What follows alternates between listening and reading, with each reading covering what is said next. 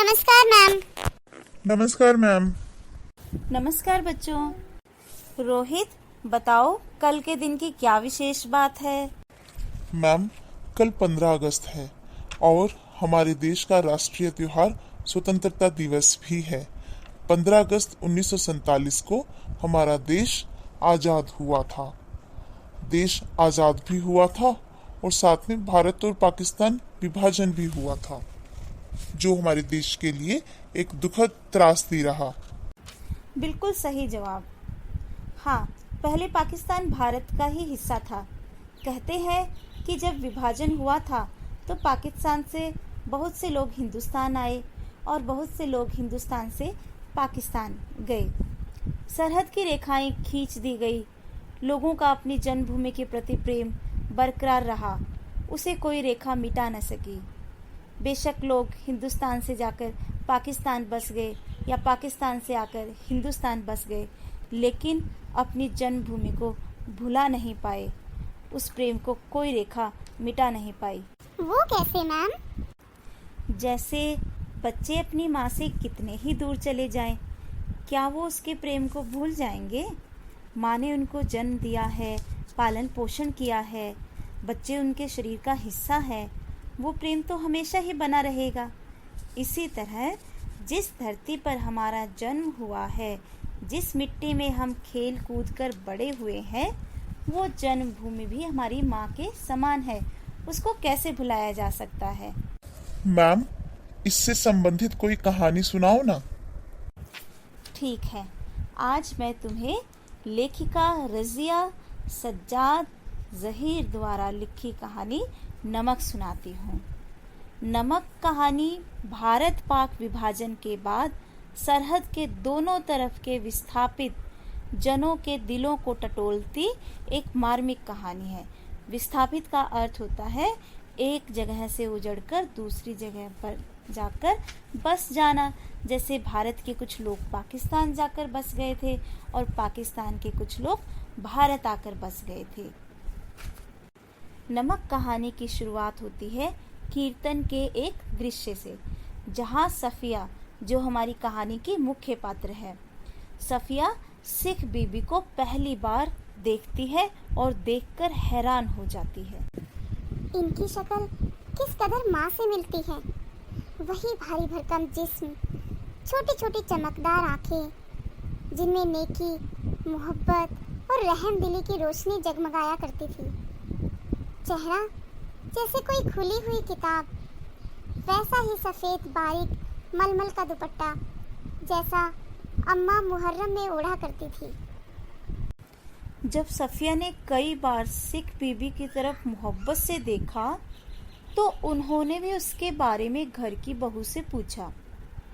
घर की बहू ने बताया कि सफिया मुसलमान है, कल सुबह लाहौर जा रही है अपने भाइयों से मिलने, जिन्हें इन्होंने कई साल से नहीं देखा। सिख बीबी ने जैसे ही लाहौर का नाम सुना, तुरंत उठकर सफिया के पास आकर बैठ गई और उसे बताने लगी कि उनका लाहौर कितना प्यारा शहर है, वहाँ के लोग कैसे खूबसूरत होते हैं, उम्दा खाने और नफीस कपड़ों के शौकीन, सैर सपाटे के रसिया, जिंदा दिल की तस्वीर। इतना कुछ लाहौर के बारे में सिख बीबी ने सफिया को बताया और आपस में धीरे धीरे बातें करती रहीं।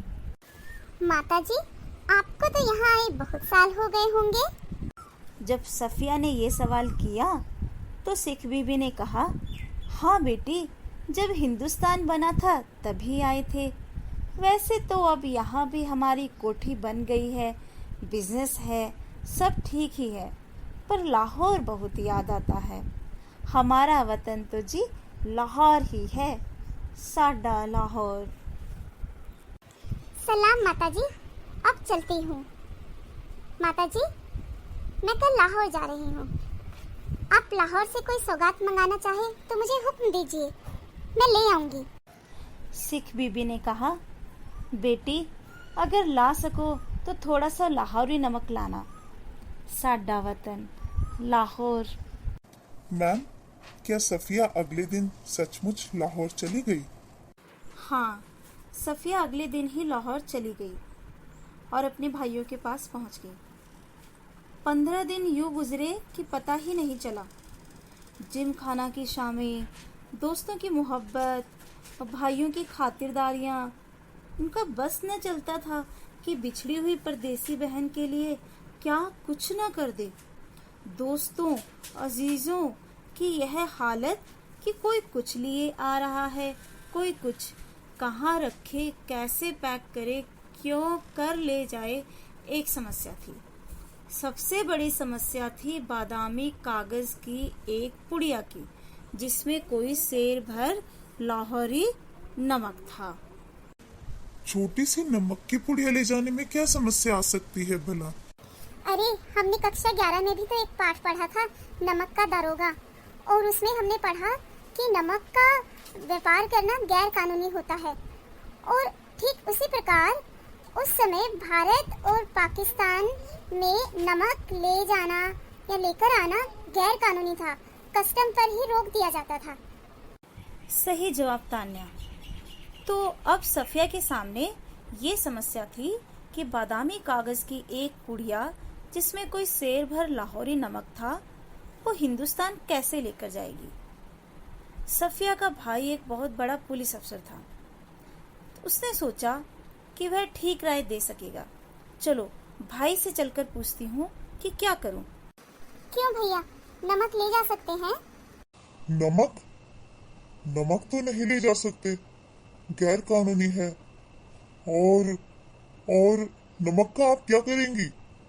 आप लोगों के हिस्से में तो हमसे बहुत ज्यादा नमक आया है। मैं हिस्से बकरे की बात नहीं कर रही हूँ, आया होगा। मुझे तो लाहौर का नमक चाहिए, मेरी माँ ने यही मंगवाया है। ये सफिया माँ का क्यों जिक्र कर रही है? माँ तो बंटवारे से पहले ही मर चुकी थी। देखिए बाजी, आपको कस्टम से गुजरना है, और अगर एक भी चीज ऐसी वैसी निकल आई तो आपके सामान की चिंदी चिंदी बिखेर देंगे कस्टम वाले। कानून जो... निकल आने का क्या मतलब? मैं क्या चोरी से ले जाऊंगी, छिपा के ले जाऊंगी? मैं तो दिखा के, जता के ले जाऊंगी। भाई, यह तो आप बहुत ही गलत बात करेंगी। कानून... अरे, फिर वही कानून कानून कहे जाते हो। क्या सब कानून हुकूमत के ही होते हैं? कुछ मोहब्बत, मुरव्वत, आदमियत, इंसानियत के नहीं होते? आखिर कस्टम वाले भी इंसान होते हैं, कोई मशीन तो नहीं होते। हाँ, वे मशीन तो नहीं होते, पर मैं आपको यकीन दिलाता हूँ, वे शायर भी नहीं होते। उनको तो अपनी ड्यूटी करनी होती है। अरे बाबा, तो मैं कब कह रही हूँ कि वह ड्यूटी न करे? एक तोहफा है, वह भी चंद पैसों का, शौक से देख ले। कोई सोना चांदी नहीं, स्मगल की हुई चीज नहीं, ब्लैक मार्केट का माल नहीं। अब आपसे कौन बहस करे? आप अदीब ठहरी, और सभी अदीबों का दिमाग थोड़ा सा तो जरूर ही घूमा हुआ होता है। वैसे मैं आपको बता ही देता हूँ कि आप ले नहीं जा पाएंगी, और बदनामी मुफ्त में हम सबकी भी होगी। आखिर आप कस्टम वालों को कितना जानती हैं? भैया, कस्टम वालों को जाने या ना जाने, पर हम इंसानों को थोड़ा सा जरूर जानते हैं। और रही दिमाग की बात, सो अगर सभी लोगों का दिमाग हम अदीबों की तरह घुमा हुआ होता तो यह दुनिया कुछ बेहतर की जगह हो जाती। भैया, अब तक सफिया का गुस्सा उतर चुका था। भावना के स्थान पर बुद्धि धीरे धीरे उस पर हावी हो रही थी और वह सोचने लगी। नमक की पुड़िया ले तो जानी है, पर कैसे? अच्छा, अगर इसे हाथ में ले ले और कस्टम वालों के सामने सबसे पहले इसी को रख दे। लेकिन अगर कस्टम वालों ने न जाने दिया तो मजबूरी है, छोड़ देंगे। लेकिन फिर उस वायदे का क्या होगा जो हमने अपनी माँ से किया था? हम अपने को सैयद कहते हैं, फिर वायदा करके झुटलाने के क्या मायने? जान देकर भी वायदा पूरा करना होगा, मगर कैसे? अच्छा, अगर इसे कीनुओं की टोकरी में सबसे नीचे रख लिया जाए तो इतने कीनुओं के ढेर में भला कौन इसे देखेगा? और अगर देख लिया? नहीं जी, फलों की टोकरियां तो आते वक्त किसी की भी नहीं देखी जा रही थी। उधर से केले, इधर से कीनू, सभी ला रहे थे, ले जा रहे थे। यही ठीक है, फिर देखा जाएगा। फिर क्या हुआ मैम? सफिया ने नमक की पुड़िया क्या कीनू की टोकरी में सचमुच रख ली? फिर सफिया ने कीनू कालीन पर उलट दिए, टोकरी खाली की और नमक की पुड़िया उठाकर टोकरी की तह में रख दी। एक बार झांककर उसने पुड़िया को देखा और उसे ऐसा महसूस हुआ मानो उसने अपनी किसी प्यारे को कब्र की गहराई में उतार दिया हो। कुछ देर उकड़ू बैठी वह पुड़िया को तकती रही और उन कहानियों को याद करती रही जिन्हें वह अपने बचपन में अम्मा से सुना करती थी, जिनमें शहजादा अपनी रान चीरकर हीरा छिपा लेता था और देवों, खौफनाक भूतों तथा राक्षसों के सामने से होता हुआ सरहदों से गुजर जाता था। इस जमाने में ऐसी कोई तरकीब नहीं हो सकती थी, वरना वह अपना दिल चीरकर उसमें वह नमक छिपा लेती। उसने एक आह भरी।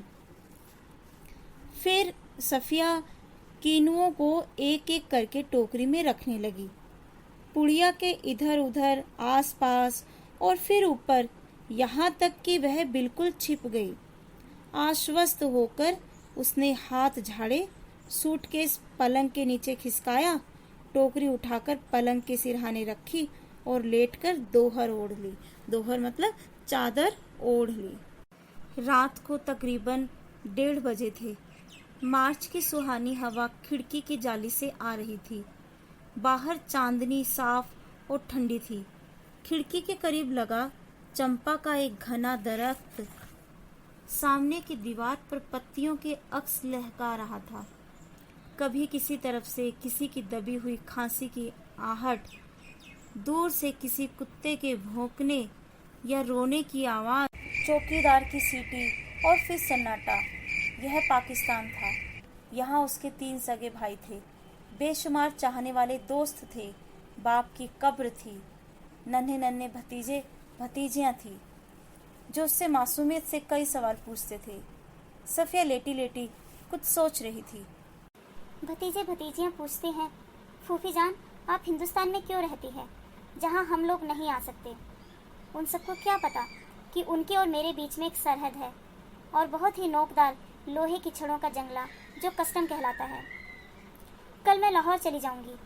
हो सकता है साल भर बाद फिर 1 साल से पहले तो मैं आ भी नहीं सकती और यह भी हो सकता है कि अब कभी ना आ सकूं। हमें वहाँ से आए बहुत दिन हो गए। यहाँ हमारी कोठी भी है, बिजनेस भी है, हम यहाँ बस भी गए हैं, पर हमारा वतन तो जी लाहौर ही है। सिख बीबी लाहौर को कितना याद करती है। धीरे धीरे सफिया की नींद लग गई। सपने में उसे दिखाई दिया इकबाल का मकबरा, लाहौर का किला, किले के पीछे डूबते हुए सूरज की नारंगी किरणें, आसमान से फैलता उभरता अंधेरा और उस रंगीन अंधेरे में बहती हुई नरम हवा, उस हवा में रची हुई मौलसिरी की खुशबू और मकबरे की सीढ़ियों पर बैठे हुए 2 इंसान, सिर झुकाए चुपचाप, उदास, जैसे 2 बेजान परछाइयाँ। उससे पूछ रही थी, तो तुम कल चली जाओगी? हाँ। अब कब आओगी? मालूम नहीं, शायद अगले साल, शायद कभी नहीं। अचानक उसकी आंख खुल गई। शायद उसने मकबरे की सीढ़ियों के नीचे लगी धूप से एक पत्ती तोड़ी थी जिस पर ठंडी ओस जमनी शुरू हो गई थी। हुआ यह था कि नींद में करवट लेते हुए उसका हाथ कीनुओं से लबालब भरी टोकरी पर जा पड़ा था। रसीले ठंडे कीनू जिनको देते वक्त उसके दोस्त ने कहा था, यह हिंदुस्तान पाकिस्तान की एकता का मेवा है। फिर क्या हुआ मैम? फिर सफिया लाहौर रेलवे स्टेशन पर अपने भाई के साथ पहुंच गई। उसका भाई हाथ में टिकट दबाए वेटिंग रूम के बाहर प्लेटफॉर्म पर टहल रहा था। दिल्ली तक का किराया सफिया को भाई ने ही दिया था। सफिया की निगाह कीनुओं की टोकरी पर जमी हुई थी और वह सोच रही थी कि आसपास इधर उधर इतने लोग हैं, लेकिन सिर्फ वही जानती है कि टोकरी की तह में कीनुओं के नीचे नमक की पुड़िया है। अब सफिया का सामान कस्टम पर जांच के लिए जाने लगा था। अब क्या करूं? नहीं, मोहब्बत का यह तोहफा चोरी से नहीं जाएगा। नमक कस्टम वालों को मैं दिखा दूंगी। फिर सफिया ने कीनुओं की टोकरी के नीचे से नमक की पुड़िया निकाली और अपने हैंडबैग में रख ली, जिसमें उसका पैसों का पर्स और पासपोर्ट थे। जब सामान कस्टम से होकर रेल की तरफ चला तो वह एक कस्टम अफसर की तरफ बढ़ी। ज्यादातर मेजें खाली हो चुकी थी, एक दो पर इक्का दुक्का सामान रखा था। वहीं एक साहब खड़े थे, लंबा कद, अच्छा जिस्म, खिचड़ी बाल, आंखों पर ऐनक। वे कस्टम अफसर की वर्दी पहने तो थे, मगर उन पर वह कुछ जच नहीं रही थी। सफिया कुछ हिचकिचाकर बोली, मैं आपसे कुछ पूछना चाहती हूँ। फरमाइए। आप कहाँ के रहने वाले हैं? मेरा वतन दिल्ली है। आप भी तो हमारी ही तरफ की मालूम होती है। अपने अजीजों से मिलने आई होंगी। जी हाँ, मैं लखनऊ की हूँ। अपने भाइयों से मिलने आई थी। वे लोग इधर आ गए थे। आपको भी तो शायद इधर आए। जी, जब पाकिस्तान बना था तभी आई थी, मगर हमारा वतन तो दिल्ली ही है। मैम, आगे क्या हुआ? मुझे तो बहुत उत्सुकता हो रही है। क्या कस्टम ऑफिसर ने नमक की पुड़िया पकड़ ली? क्या सफिया की बेइज्जती हो गई? फिर सफिया ने हैंडबैग मेज पर रख दिया और नमक की पुड़िया निकालकर उनके सामने रख दी, और फिर आहिस्ता आहिस्ता रुक रुक कर उनको सब कुछ बता दिया। उन्होंने पुड़िया को धीरे से अपनी तरफ सरकाना शुरू किया। जब सफिया की बात खत्म हो गई तब उन्होंने पुड़िया को दोनों हाथ में उठाया, अच्छी तरह लपेटा और खुद सफिया के बैग में रख दिया।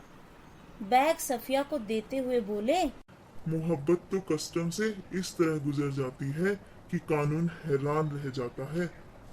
जामा मस्जिद की सीढ़ियों को मेरा सलाम कहिएगा और उन खातून को यह नमक देते वक्त मेरी तरफ से कहिएगा कि लाहौर अभी तक उनका वतन है और दिल्ली मेरा। बाकी सब रफ्ता रफ्ता ठीक हो जाएगा। अरे वाह, ये कस्टम ऑफिसर तो सफिया की भावनाओं को समझ गया। फिर सफिया कस्टम के जंगले से निकलकर दूसरे प्लेटफॉर्म पर आ गई। प्लेटफॉर्म पर उसके बहुत से दोस्त थे, भाई थे, रिश्तेदार। हसरत भरी नजरों से, बहते हुए आंसुओं से सफिया को विदा कर रहे थे। रेल सरहद की तरफ बढ़ी। समझ ही नहीं आ रहा कहाँ लाहौर खत्म हुआ, किस जगह से अमृतसर शुरू हो गया। एक ही तो जमीन है, एक जुबान है, एक सी सूरतें और लिबास है, एक सा लबो लहजा है, एक सा अंदाज है। लोगों की गालियां भी एक से ही थी, जिससे दोनों बड़े प्यार से एक दूसरे को नवाज रहे हैं।